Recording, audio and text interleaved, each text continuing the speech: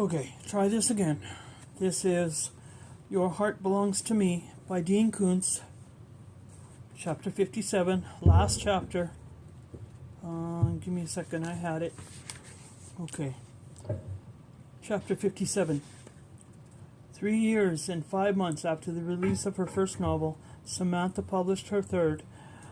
Lexington, Kentucky, at the end of her 21-city publicity tour, was not a standard stop on author's promotional schedule. She had asked her publisher to include it after Atlanta to bring her close to St. Christopher's Ranch, which would give her an excuse to phone him. She thought he might feel less comfortable agreeing to see if she came across the country just for that purpose, and might be more relaxed if he thought she would happen to be in the neighborhood. 2 weeks earlier, when she called him, he seemed pleased to hear from her, and she secured an invitation without pressing for it.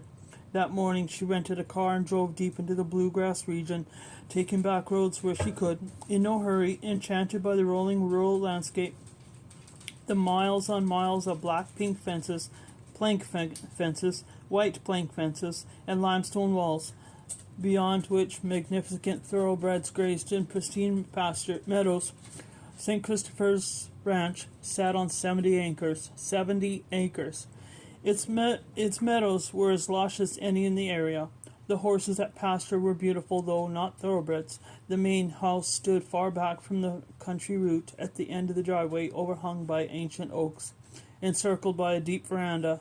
This enormous but elegant Kentucky manor house, white with black trim, was shaded with the worst of the June sunshine by the largest willow trees that Sam had ever seen. Both ramps and steps rose from walkways to the veranda. She took the wide steps. This spacious porch was furnished with gliders and large padded wicker chairs, in one of which sat a tow-headed and freckled boy of about 13, tanned and barefoot in blue jean shorts and a dog's rock t-shirt. He was reading a book, and because he had no arms, he turned the pages with his toes. "Hey," he said, looking up from his book, "you ever been told you're sure pretty?" "Heard it a couple times," she said. "What's your name?" "Sam." "With a name like that, a girl better be pretty. If I was 10 years older, you'd be toast." "You ever been told you're a terrible flirt?" "Heard it a couple times," he said, and grinned. As instructed by phone, she went through a screen door into a front hall with a lovely old walnut floor. Here the ranch offices were situated in an atmosphere so relaxed all the doors stood open.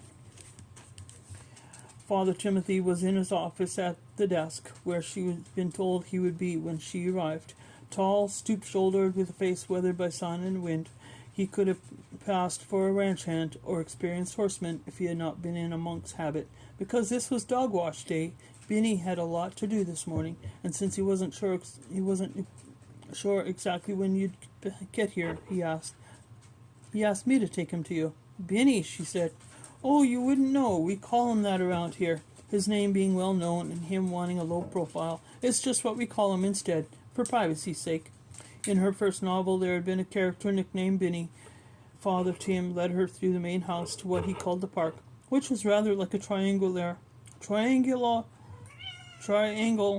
on a college campus. 3 other houses, similar to the original manor house, but newer, embraced this large paved area, which was shaded by a grove of oaks. The park bustled with festive activities.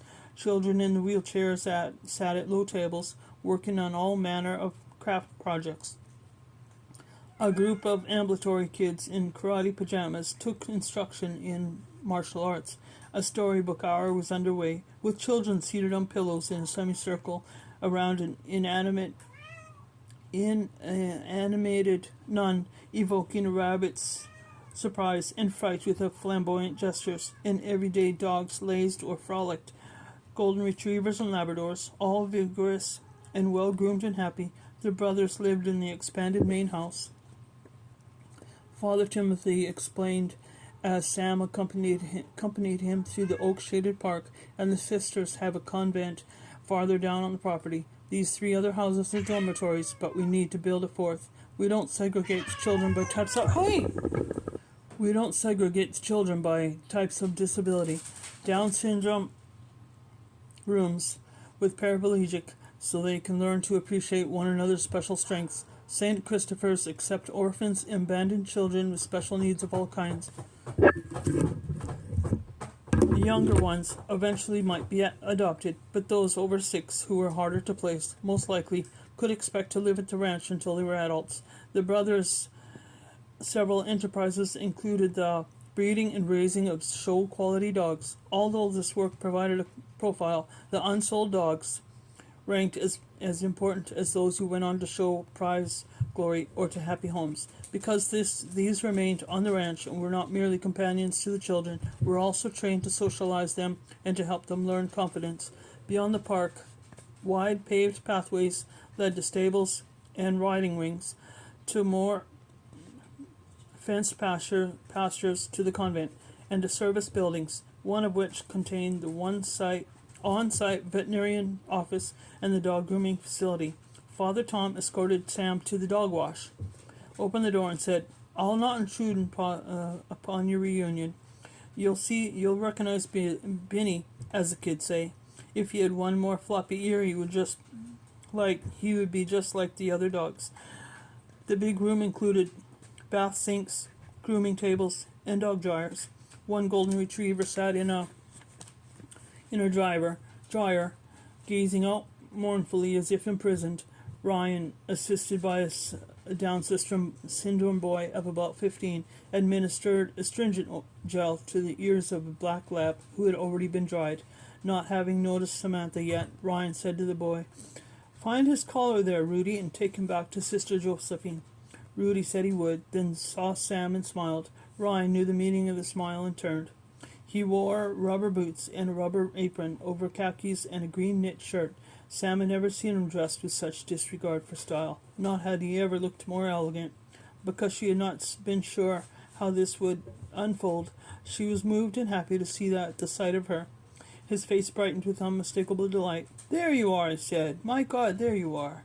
The way he looked at her brought tears to her eyes, and seeing this, Ryan busied her with an introduction to Rudy and then to Ham, the Labrador who needed to be returned to Sister Josephine. "Rudy here," Ryan said, "is going to be a great dog groomer." The boy ducked his head shyly. "He's already pretty much, except he doesn't like the part where he has to express his anal glands." "Yuck," the boy said. As Rudy left with Ham, Ryan said, "Let me get out of this gear, wash up, we'll have lunch. I made it." "The lunch, I mean." He shook his head. "You're actually here. Don't go anywhere. Let Tinker out of the dryer. She's done. She's mine. She'll be going to lunch with us." The retriever was grateful to be paroled, and doubly grateful for an ear massage and a chin scratch. Ryan took off the apron, hung it up, took off the boots, laced on a pair of running shoes, and then scrubbed his hands and forearms at one of the long, deep dog wash sinks. "Tinker's wonderful," Sam said. "She's the best. She wonders why she's stuck with me instead of a kid who'll throw the ball all day for her. I'm sure she adores you." "Well, yes, 'cause I'm the one with the cookies." Ryan took her hand so naturally that it seemed that they were never apart, and Tinker led them outside around the building and up a set of exterior stairs to a second-floor porch. His apartment was smaller than the one that she had had on Balboa, Peninsula. Kitchen and living room in a cramped space. The bedroom positively tiny. Lunch consisted of cold chicken, cheese, potato salad. "I made a killer potato salad, fresh tomatoes and cucumbers." Together Ryan and Sam prepared the table on the porch. Unlike the porch she'd had on Balboa, this one enjoyed no all-embracing pepper tree, but it had a roof. The view was a baseball diamond and fenced pastures beyond. "How's the book going?" he asked. "Fast as selling yet." "Fantastic. I told you. Didn't I tell you?" "You're no one-hit wonder." They talked about the book business, about what she was writing now, and about St. Christopher's, of which it seemed he might be able to talk for days and never exhaust his supply of charming stories. She had come to see if he was well and happy, for it mattered very much to her that he should be both. When a man went to the extraordinary length of giving away his entire fortune, you had to worry that he had done so under the misguided romantic notion that he would find his problems lifted from him with the weight of the wealth. only to discover that the world was a harder place without a bottomless bank account. But he seemed happier than she had dared to hope, and she knew he was not putting on a show for her because he was still as easy to read as any book by Dr. Seuss. The days, the weeks, the years are so full here, Sam. There are always dogs to wash, staples to paint, lawns to mow, and always kids who think only I can solve their problems because I'm the dog. I've got one dog ear. I love the kids, Sam. God, they're great. They struggle with such limitations, but they never complain. He could have had the ear... Oh, hard to see right here. He could have had the ear repaired with cosmetic surgery, but for reasons she could only guess at, he had chosen to live with it. Likewise, the scars on his head, tufts of hair bristled at odds with all the hair around him.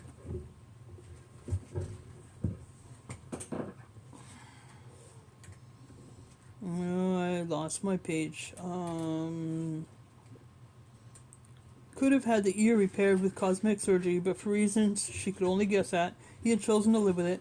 Likewise, the scars on his head, tufts of hair bristled at odds with all the hair around them, or didn't grow at. Poor nerve response in his left foot, because it had to drag a little, but he didn't limp. He moved with his unusual grace, adapting to the foot as if he had been born with the problem. He remained the handsomest man she had ever known, and now he possessed a sweet beauty that had not been his before. That had nothing to do with looks. They talked about the afternoon, and although Sam had no intention of asking him what had happened back in the day, when his life had changed so radically, he eventually came to talk of it, and for the first time she heard of all that he had withheld from her. Ismay Clem, the dreams, the paranoid pursuit of conspiracies that for a while he believed extended to his mother, even to her. He spoke of blindness and of his mistakes with an ease and a humility, even with slightly melancholy humor, and that made this the most riveting narrative to which she had ever listened to. No less because of that way these events had so profoundly changed him than because of the events themselves. She questioned none of the supernatural elements of his story, for though she had never seen a spirit herself, the world had always been to her a place of infinite layers, and all its flawed people a community of saints' potential, and most of the time, as Ryan now knew, grace is offered not in the form of visitation like that of Ismay, but in the form of people just like us. People like Kathy Sienna, who had known Ryan needed to be told the roots of violence, even if he would not consider them until too late, and who later, on that flight back from Denver, had told him that he should offer his suffering and his achievements for the intentions of others, which was now in fact how he lived, with no expectation of ultimate mercy, but with the hope that others might receive it. She had been in love with him once, and still she loved him. This was a different love, emotional and intellectual and spiritual as before, but not sensual. Through his suffering he learned to love truth, and on this afternoon she saw that his love of truth led him to an understanding of her that he had never possessed before, an understanding of her so complete that perhaps he alone in the world really knew her. Perhaps this astonishing afternoon her love for him had grown deeper, and wondered if her life she would know anything again quite like it. In late afternoon, when the time came to part, they both knew it and rose together from the table. He and Tinker escorted Sam back across the ranch, past the stables and the riding rings, through the quadrangle to her car in front of the original manor house. As they walked, he said, "One more thing I need to say to you, Sam, and I know you'll want to argue, but I ask you up front to cut me some slack. No argument, no comment, just listen. I'm a fan of your books, after all, so that ought to earn me a big measure of courtesy a writer needs to keep her fans happy."